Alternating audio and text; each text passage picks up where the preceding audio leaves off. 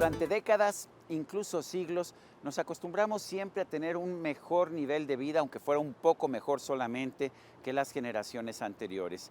Estábamos ya habituados a que nosotros vivíamos un poquito mejor que nuestros padres y nuestros abuelos. Hay quien empezó a pensar que esto era la ley de la vida, la ley de la humanidad. Las cosas, sin embargo, han cambiado de manera bastante significativa en los últimos años. En México, para empezar, solamente hemos tenido una tasa de crecimiento de 2% al año desde los años 80. Y esto significa que no necesariamente nuestros hijos están mejor de lo que nosotros estuvimos con anterioridad. Pero esto no solamente está ocurriendo en nuestro país.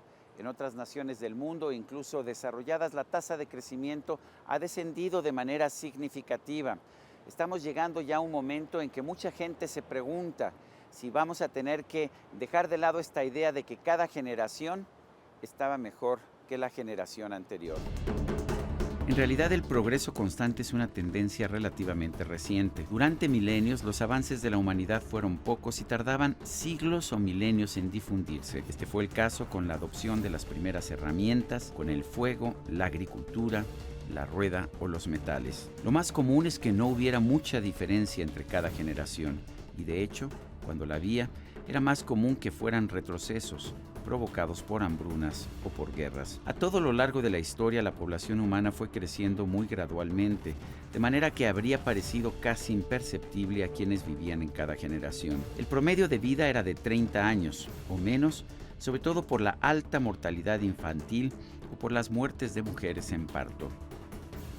El sistema económico que permitió la reducción de la pobreza y de la pobreza extrema durante los últimos 100 años en una forma acelerada fue aquel denominado como el sistema capitalista, quizá mal llamado, pero realmente aquel sistema que logró incentivar la acumulación de capital tanto en manufactura como en industria y recientemente en tecnología, en innovación y en capital humano, de tal suerte que esta inversión logró acumular y generar mucho mayor riqueza que a su vez, al crecer el pastel económico, pudo lograr una distribución mucho más amplia de esa riqueza entre los segmentos de la población. Durante milenios de historia, la enorme mayoría de la gente en el mundo fue pobre. La clase media era virtualmente inexistente y los ricos, una pequeña minoría que no llegaba ni al 1% de la población. Hoy nos quejamos de las recesiones y de los periodos de estancamiento. Nos asombramos cuando un país tiene una década perdida. En el pasado, sin embargo, las recesiones podían durar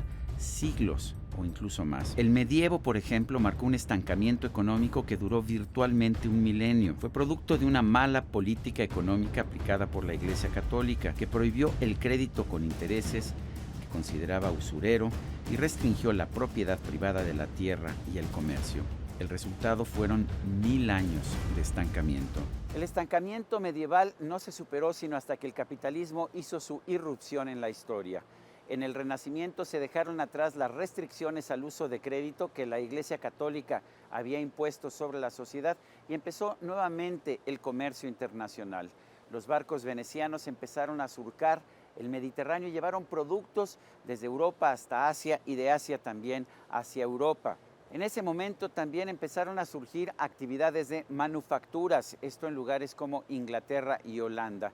Empezamos a ver el surgimiento de un comercio cada vez más sólido, pero que además tenía un aspecto industrial de manufacturas por primera vez. Aún así, la mayor parte de la población siguió siendo pobre. En 1820, cuando por primera vez empezaron a hacerse mediciones fiables de la pobreza en el mundo, el 95% de la población vivía en la pobreza y el 85% en la pobreza extrema. Esto es, sin la posibilidad de tener siquiera una alimentación adecuada para los hijos. La revolución industrial, que empezó en aquel entonces en Inglaterra y que poco a poco se extendió al resto del mundo, empezó a cambiar esa situación poco a poco. En 1910, en vísperas de la Primera Guerra Mundial, ya la población que vivía en pobreza había descendido a 82%, mientras que la que estaba sumida en la miseria era de 66%. Se dice que la tasa de crecimiento económico se ha desacelerado en los últimos años, pero realmente hay que ver esto en perspectiva. Hay algunos países que siguen creciendo a tasas muy elevadas, particularmente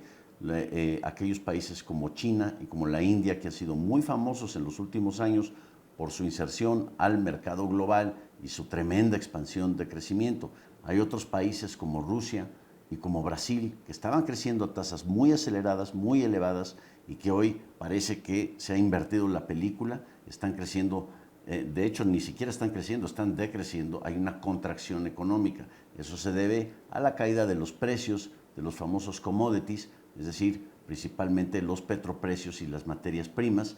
En el siglo XX, a pesar de la Gran Depresión y de las dos grandes guerras mundiales, la mejoría continuó, en buena medida por la difusión del sistema capitalista. El sistema comunista de China y el socialista de la India mantuvieron a los dos países sumidos en la miseria durante décadas, pero a partir de que los dos gobiernos, y especialmente el de China, empezaron a aplicar reformas de mercado, lograron rescatar a cientos de millones de personas de la pobreza extrema. En 2015, y gracias en buena medida a los logros de China, tras adoptar la economía de mercado, la población del mundo que vive en la miseria se redujo por primera vez en la historia a 10% o incluso menos, según las cifras del Banco Mundial. Lo curioso del caso es que siempre ha habido grupos que se oponen a este proceso económico que de hecho ha rescatado a la mayor parte de la población del mundo de la pobreza extrema.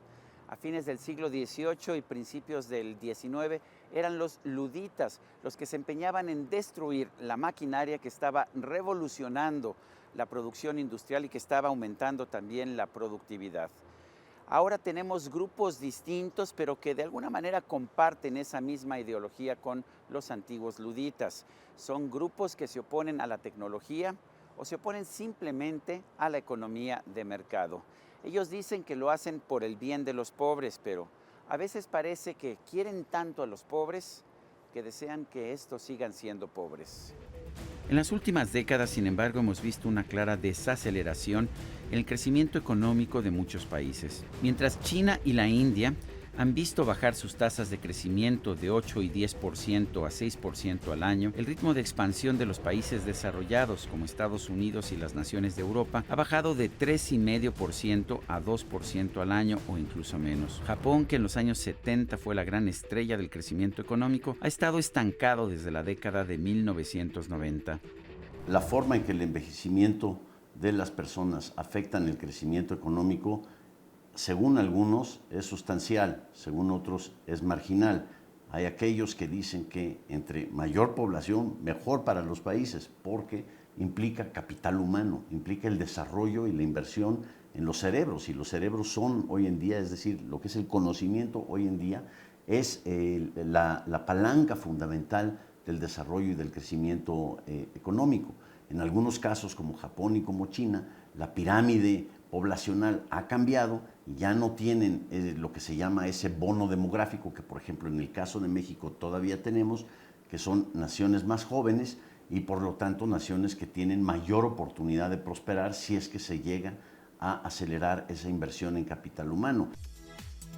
México, que tuvo periodos de alto crecimiento económico entre los años 50 y los 70, ha logrado una expansión de apenas 2% al año desde 1982. Incluso China, que ha sido el gran motor de la economía mundial desde que abandonó el sistema comunista y adoptó el capitalismo a fines de los años 70, ha sufrido una severa desaceleración en los últimos 2 años. Se han ofrecido muchas explicaciones de por qué se ha registrado esta gran desaceleración. Para algunos, simplemente el crecimiento que se había venido registrando en los últimos 200 años era insostenible, por lo que era inevitable que tarde o temprano se detuviera esta cadena ininterrumpida de progreso. Primero, México carece de una inversión suficiente en infraestructura y en capital humano, en capital físico y capital humano, que se llama infraestructura, que es esencial, sobre todo que ahora somos un país que comercia ante el resto del mundo y principalmente en América del Norte. Y capital humano pues es educación, nuestros niveles de educación, las tecnologías que disponemos en materia educativa son insuficientes para lo que México requiere para crecer. Estamos asfixiados con reglas, regulaciones, corrupción, impunidad, la mochila, el soborno y toda la cantidad de tiempo que dedicamos a ver cómo nos arreglamos y a ver cómo le hacemos para hacerlo de una forma paralela o para hacerlo por aquí o por acá y a ver si me consigues el permiso y que yo necesito esto y necesito aquello. Toda esa cantidad de tiempo que invertimos en tramitología pues es tiempo perdido, es un costo de oportunidad perdido que vaya, ¿cuántos puntos del crecimiento estamos dejando sobre la mesa? Porque no nos dedicamos a mejorar nuestra educación o pensar en nuevos canales de distribución o en nuevos productos. Y por eso es que hemos visto el fenómeno del florecimiento de la economía informal y anteriormente de la inmigración ilegal hacia los Estados Unidos. El mexicano busca oportunidades, pero si la montaña de regulaciones no nos da oportunidades, no nos permite capturar esas oportunidades, entonces realmente estamos hablando de un esquema que es sumamente discriminatorio para la gente que no tiene la forma de maniobrar dentro del sistema formal mexicano.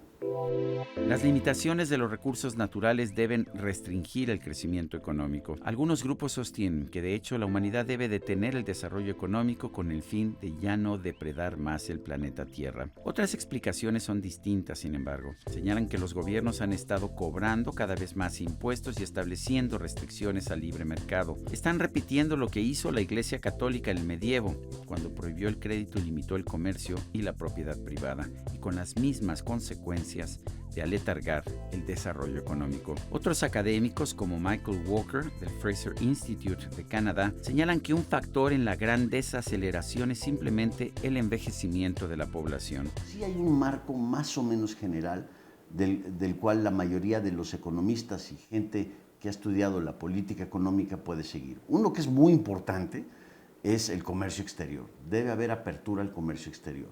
No se trata de que se exporto más de lo que importo o importo más de lo que exporto. Es más bien aumentar el nivel de compraventa de México ante el resto del mundo, porque eso va a beneficiar al consumidor y va a beneficiar al productor mexicano. Entonces, la libertad del comercio exterior es absolutamente fundamental. Otra muy importante es la estabilidad en la unidad de cuenta, es decir, la estabilidad de nuestra moneda nacional. Este proceso reduce de manera natural el consumo. Japón, por ejemplo, no solamente tiene una población cada vez más vieja, sino que declina en términos reales. Y si bien la economía nominal también está cayendo, la riqueza per cápita del Japón no solamente se mantiene, sino que crece entre una población de menor tamaño. Este envejecimiento se manifiesta también en muchos países de Europa y en los últimos años en China, país que está pagando las consecuencias de la política de solamente permitir un hijo por familia, política que se mantuvo durante décadas. Claro que la economía no es una ciencia exacta y es muy probable que haya muchos factores que están incidiendo en este fenómeno en que la economía ha dejado de crecer como en el pasado.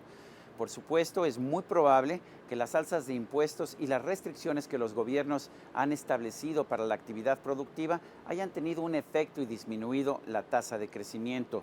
Pero también es muy posible que el envejecimiento de la población haya tenido también un efecto similar sobre esta falta de crecimiento. Pero nosotros deberíamos tratar de resolver lo que podemos resolver. Si logramos que los gobiernos reduzcan las tasas de impuestos y la burocracia que han establecido sobre la actividad productiva, es muy probable que podamos tener una economía que crece más y que por lo tanto permita que nuestros hijos sean más prósperos de lo que somos nosotros. Yo soy Sergio Sarmiento y esto es 13 en Libertad.